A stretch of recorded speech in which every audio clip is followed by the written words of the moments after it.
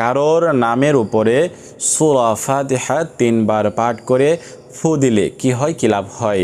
আসসালামু আলাইকুম ওয়া রাহমাতুল্লাহ। সম্মানিত দিনী ভাই বোনেরা, আশা করছি আল্লাহ তাআলার অশেষ রহমতে ভালো আছেন এবং সুস্থ আছেন। সম্মানিত দর্শক, যে যেখান থেকে কাছে এবং দূর থেকে আমার এই ভিডিওটি দেখছেন, আপনাদেরকে জানাই আন্তরিক শুভেচ্ছা এবং অভিনন্দন। সম্মানিত দর্শক, আমি আজকে আলোচনা করব নামের উপরে, কারোর নামের উপরে সূরা ফাতিহা 3 বার পাঠ করে ফু দিলে কি হয়, কি লাভ হয়।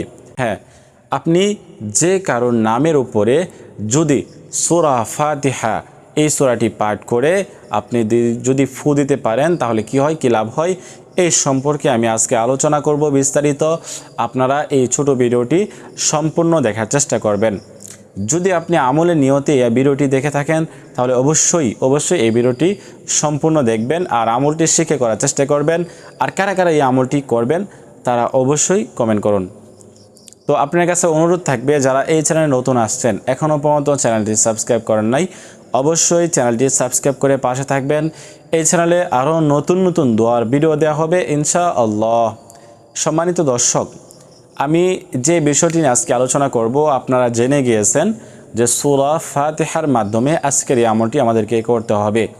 এখন বিশেষ কথা হচ্ছে, যদি আপনার সাথে কেউ কারো ইয়াও থাকে, আপনার স্বামী আপনাকে দেখতে পারে না, আপনার সাথে কথা বলে না, আপনাকে ভালোবাসে না, বা আপনার স্ত্রী আপনাকে দেখতে পারে না, আপনাকে ঘৃণা করে, বা আপনাকে ছেড়ে সে দূরে চলে গিয়েছে, আপনি তাকে চান আবার কাছে চান, তো এরকম ভুল বুঝাবুঝির কারণে অনেক সময় একজন অপরজনের দূর হয়ে যায় বা ভালোবাসা কমে যায়। তো এই জন্য আপনাদেরকে অনুরোধ করব, যদি আপনারা ভালোবাসা বৃদ্ধি করতে চান বা একে অপরকে বশ করতে চান হালাল পদ্ধতিভাবে, যদি আপনি বশ করেন, এরকম না যে তার অসুখ হয়ে যাবে, সে অসুস্থ হয়ে যাবে, এরকম না। আপনি বশ করলে, বাধ্য করলে ওই ব্যক্তি কি হবে, আপনার কথা শুনবে, আপনাকে ভালোবাসবে, আপনাকে ঘৃণা করবে না। তো এই জন্য আপনি এই আমলটি করতে পারেন।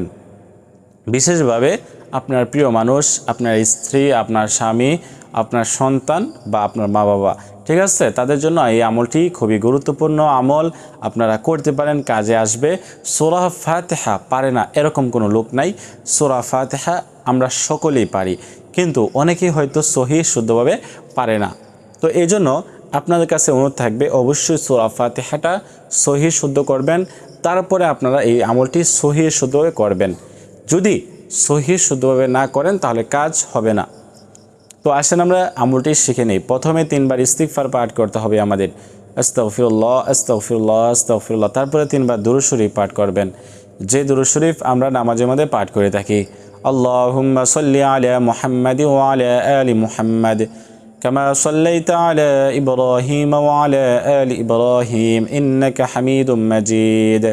আল্লাহুম্মা বারিক আলা মুহাম্মাদ ওয়া আলা আলি মুহাম্মাদ كما باركت على إبراهيم وعلى آل إبراهيم إنك حميد مجيد পাঠ করবেন।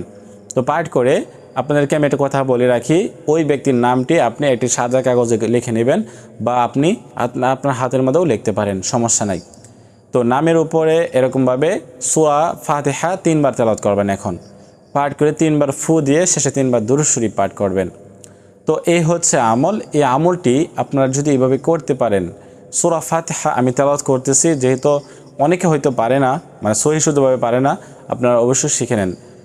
আউযু বিল্লাহি মিনাশ শাইতানির রাজিম, বিসমিল্লাহির রহমানির রহিম, আলহামদুলিল্লাহি রাব্বিল আলামিনির রহমানির রহিম, মালিকি ইয়াউমিদ্দিন, إياك نعبد وإياك نستعين اهدنا الصراط المستقيم صراط الذين أنعمت عليهم غير المغضوب عليهم ولا الضالين।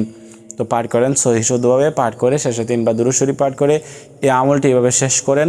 তাহলে কি হবে, ওই ব্যক্তি আপনার বশ হবে, আপনার বাধ্য হবে, আপনার কথা শুনতে বাধ্য হবে, আপনাকে পাগলের মতো ভালোবাসবে এবং আপনার কাছে ফিরে আসার জন্য ছটফট করবে। তো এই আমলটি বিশেষভাবে আপনারা করতে পারেন। আজকের মতো এই পর্যন্তই। আল্লাহ হাফেজ।